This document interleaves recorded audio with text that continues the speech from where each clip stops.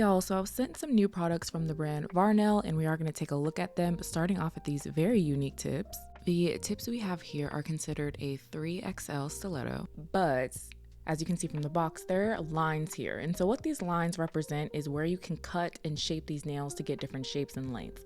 So you can get a coffin shape out of these, stiletto, almond, short square, etc. all from this one tip. So in this box here, we have 320 pieces and 12 sizes. So of course, we're going to open it up and take a closer look.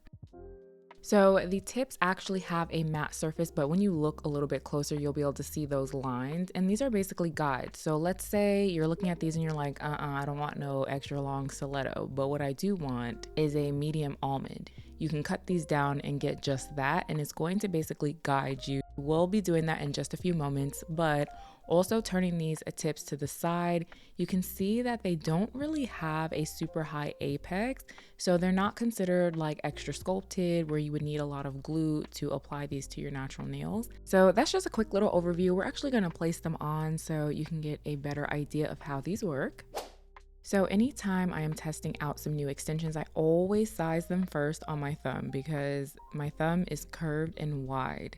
So if they don't fit on my thumb, I usually have to figure out if I'm going to do the overlay method or just not use them at all. But the biggest size fit my thumb comfortably and perfectly covered from sidewall to sidewall. To put these on, I'm going to use the Mia Secret gel glue and I'm going to place it on the bottom half of the extension. I'm also rolling the extension here a little bit because it really does make the extension fit a little bit more comfortably, especially if you have those curved nail beds like I do. And then once the glue gets to the tip of my natural nail, I am going to flash cure this in a small lamp for about 15 seconds.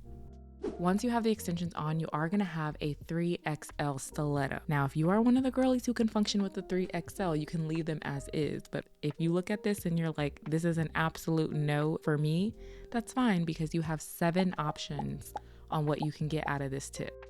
So I'm actually going to start off by trimming down at the first line at the top so we can get that coffin shape. So because the next lines have a rounded shape, I am going to switch over to the typical nail clippers that you can get at a drugstore or a big box retailer that have the slightly curved blades.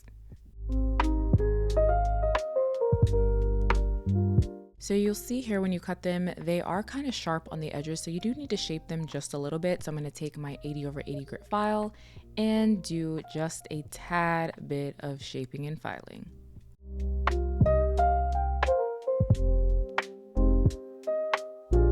So here's what we have after the shaping and filing to give you an idea of what the tip would technically look like. But now I'm going to cut it down just a little bit more to a medium square. Next, we're going to go down to a medium almond. And then last but not least, I am going to go down to the short square. I am going to skip the extra short round because my natural nails are much longer than that shape, so you wouldn't be able to tell anyway, but it is an option you have. So once you have your desired shape and length, you will notice that the lines are still going to be showing because they are actually on top of the nail and not on the underside of the nail. So we need to get rid of them, but I'm going to demonstrate how to get rid of them on an extension tip because you can't really tell with the extension that's on my nail right now because it's just a little too short. So you'll see here that the lines are on the top of the nail. And so to get rid of these, we are going to take a base coat and apply it on the nail. But I want to show you what it looks like if you don't apply base coat versus if you do. So I'm only going to apply the base coat on the top half of the nail.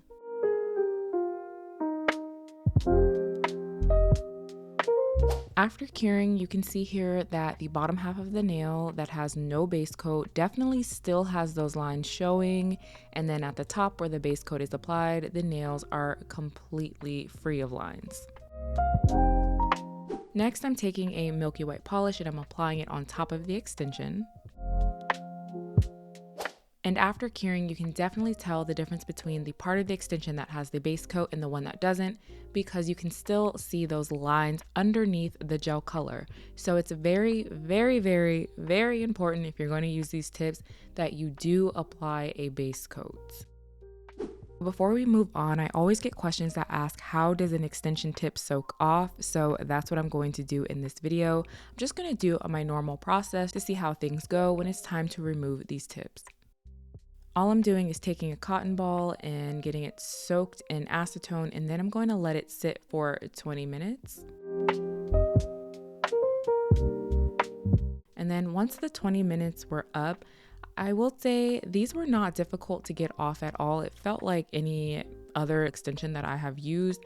They crumble right on off with the acetone after 20 minutes. There was no pulling, prodding, damage done to my natural nails. So I will say that these are quite normal and easy to get off. So next we are going to take a look at some gel polish. These are actually in a jar and they are called pearl shell texture gels. So you could use these to create the viral oyster / pearl / mermaid vibe nail that is going all over social media right now. And these come in a pack of 12 and each of these have their own unique vibe going on. So they'll have a different color, a different undertone, or even some unique glitter particles such as gold in them. So I am going to take one of these out of the container so you can see the texture and what they look like. This one is called Sunset, and even though it has a white base, you will notice some golden glitter particles in here. And out of all of these, the one that caught my eye here is Cotton Candy, and I will be using it later to create the look in this video. We also have some brushes, and I'm going to show you each of them one by one.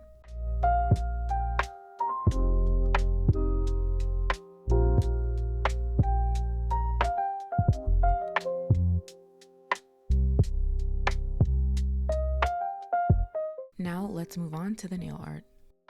As I mentioned earlier, I will be using the shade Cotton Candy. And then I'm going to be using this round brush to apply the polish on the nail. I do have on a milky white color because originally I wasn't sure if these polishes were going to be opaque, but boy was I proven wrong because these are pigmented. You can get good coverage from these if you use at least 2 layers. These were so pigmented that I only did 1 thin layer of polish. I will say on the first nail, I used entirely too much polish. I did not need that much, and really you only need to pick up the teeniest amount on your brush. These polishes have a nice thickness to them. They're not super thick and they're also not runny. They're like right in the middle, and it makes a lot of sense because they are marketed as being pearl shell polishes, and because we need to make that texture with the dotting tool, if they're too runny, it's not going to work. So this is to be expected, but as I was applying this with the brush, they did go on very smoothly, and I do feel like they self-leveled pretty well.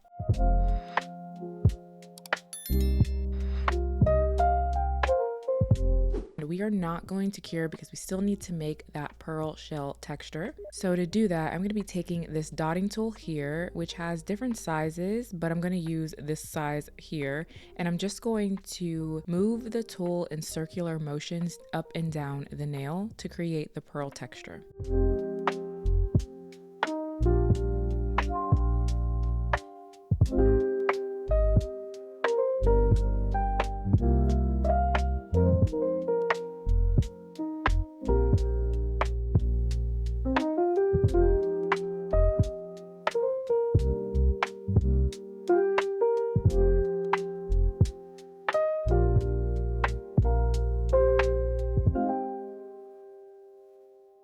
I'm all done with the dotting tool, and now we can see that pearl texture coming through. So I am going to go ahead and cure in my big lamp for 60 seconds. So we're not done just yet. I have to always add a little something. So I will be taking this IBD hard gel and I'm going to place it around the outer perimeter of my pointer finger and my ring finger. Now I am going to be taking some gold chain and I'm going to place it on top of that builder gel. This gold chain is from Walmart in the jewelry crafts section. And the key when working with chains is to make sure that they're not super wide. I will put the measurements and the direct link to this chain if you are interested in trying it, but about this size is probably the thickest you want to go because otherwise it does make it a little bit hard to work with. But before I cure, as I'm laying down the chain, I am pressing the chain down to make sure that the links are laying flat as I possibly can, because if they are raised what ends up happening is that they snag on everything. So you want to try to get it as flat as you possibly can by pressing down with your finger. So next I'm going to grab a jump ring and place a rhinestone in, because originally I wanted it to look like a charm necklace was sitting on my nail, but then I didn't like it. So I ended up pushing the jump ring and rhinestone down towards the bottom of the nail. To finish things up, I am applying a top gel all over the nail, including on the chains so they don't lose their color. So here are what the nails look like all done. So you can really see that pearl texture coming through when I'm sitting here in the sun, and you can also see that golden shimmery undertone popping through as well. These nails were actually quite easy to do. The hardest thing is probably going to be laying down the chain, but even that didn't take too long. All the products mentioned in today's video are going to be listed in the description box down below. If you have any questions, leave a comment or just simply let me know what you think. But if you did enjoy this video, be sure to give it a thumbs up. And in the meantime, I will see you in one of these videos here.